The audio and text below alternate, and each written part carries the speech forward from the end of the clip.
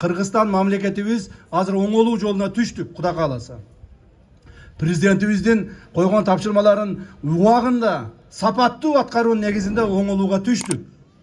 Бирок ушул оңолууну көрө албагандар дагы бар. Муну деле айтып коеюн эми. Мына эл болгондон кийин эл арасынан чыгат экен эми. Ушуну көрө албагандар бар. Мына кече эле бирөөсү мына биз аны сагызган деп коебуз. Сен кимсиң деп чыгыптыр президентти. Сен кимсиң? Sen kimsin de prezidentke ушундай сөз айтып чыгыптыр. Ай туугандар, өзүбүздүн президентибизди, мамлекеттин башчысын сыйлай албасак, биз кандай эл болдук? Өзүбүздүн мамлекетибиздин башчысын ушинтип күнү түнү элим жерим деп иштеп аткан болсо, анан биз аны сен кимсиң? Сен кимсиң деп тоготпой бетине ушинтип сүйлөп аткан болсок, биз кандай эл болдук? Ошондой тартипсиздердин бардыгын жоопко тартышыбыз керек. Президенттин ким экенин, президенттин элге кантип кызмат кылып атканын, президенттин эл үчүн жанын үрөп, чуркап иштеп атканын көрсөтүп коюшубуз керек аларга. Тилинин азабын тартат ошо киши дагы. Мен эл алдында мен ачык айтам. Эч качан бирөөнүн артынан бир жерге бекинип алып айткан адам эмесмин. Ачык айтып коеюн. Ошо Мадумаров тилинин азабын тартат дагычы. Мына тилинин азабын тартып жүрүп, депутаттыктан да кетти. Тилинин азабын тартып жүрүп, мына элден дагы чыкты. Эми дагы ушундай асылып атат. Ошондуктан мен айтар элем, ар бирибиз өзүбүздүн тилибизге ээ болушубуз керек. Айткан сөзүңө ээ болушуң керек. Айткан сөзүңө жооп беришиң керек.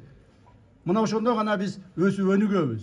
Мамлекетибиз Кудай кааласа, мындан ары тартип менен, ыйман менен, Алла Тааланын Кудай кааласа бизге берген нуру менен биз өнүгүп өсөбүз бардыгыбыз. Өсөбүз Кудай кааласа. Эң башкысы биз ынтымак болойлу туугандар. Мамлекеттеги 7,5 калктын баары ынтымак болуш керек. Улут-улутка бөлүнбөстөн, жерлерге бөлүнбөстөн, клан-кланга бөлүнбөстөн, партияга бөлүнбөстөн биз ынтымак болушубуз керек.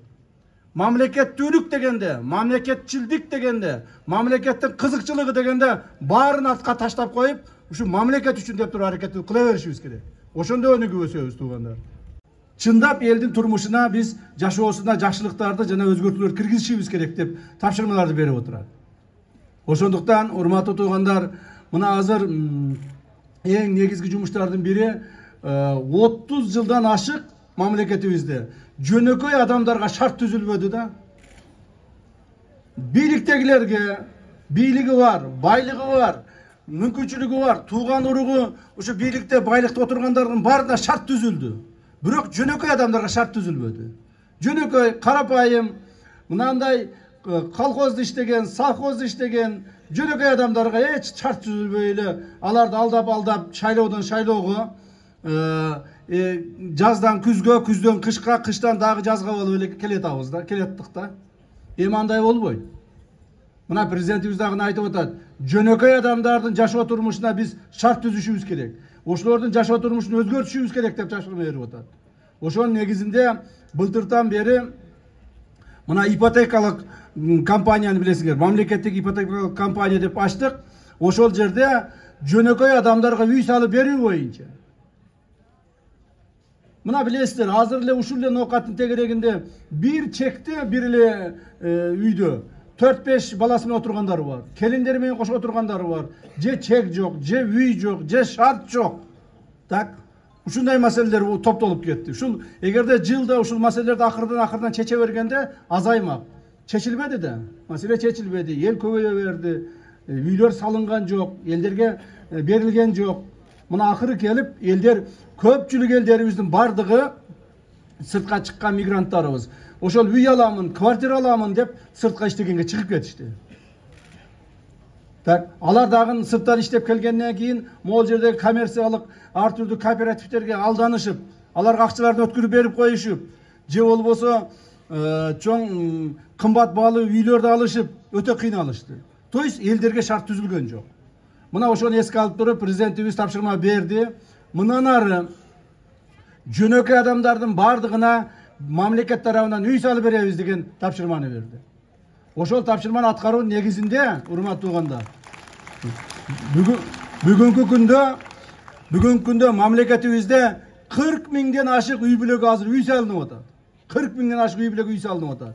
Быйыл күздө мына чүйдө Бишкектин тегерегинде 5000ге жакын үй бүлөгө азыр үй берилет. Эмдиги жылы жазда Жалал Абадта 5000ге жакын адамдарга үй берилет. Эмдиги жылы күздө Ошто берилет. То есть азыр тапшырманын негизинде Жалал Абадта 10.000 квартира курушубуз керек. 10.000 үй бүлөгө. Ошто 10.000 үй бүлөгө үй курушубуз керек. Жана Баткенде 5.000 үй бүлөгө үй курушубуз керек. Ушул эле тапшырмалардын бардыгы Таласта болуп атат, Нарында болуп атат, Ысык көлдө болуп атат, Чүйдө, Бишкекте болуп атат. То есть мамлекет бардык күчүнү, тапкан акчасын, мүмкүнчүлүгүн жөнөкөй адамдарга жумшаганга мүмкүнчүлүк түзүлүп калды. Мына президент ушул тапшырманы койду. Өзү башында туруп, өзү карап туруп ушул маселени чечтирип атат. То есть мындан ары, урматтуу туугандар, урматтуу эл журт, биздин мамлекетибиз чыңалышынын, мамлекеттин күчтүү болушунун, мамлекеттин келечектүү болушунун бирден бир шарты бул жөнөкөй адамдарга шарт түзүп берүү. Жөнөкөй адамдардын жашоо тиричилигине көңүл буруу. Ошолордун жашоо тиричилигин оңдоо мамлекет тарабынан жардам берүү болуп эсептелинет.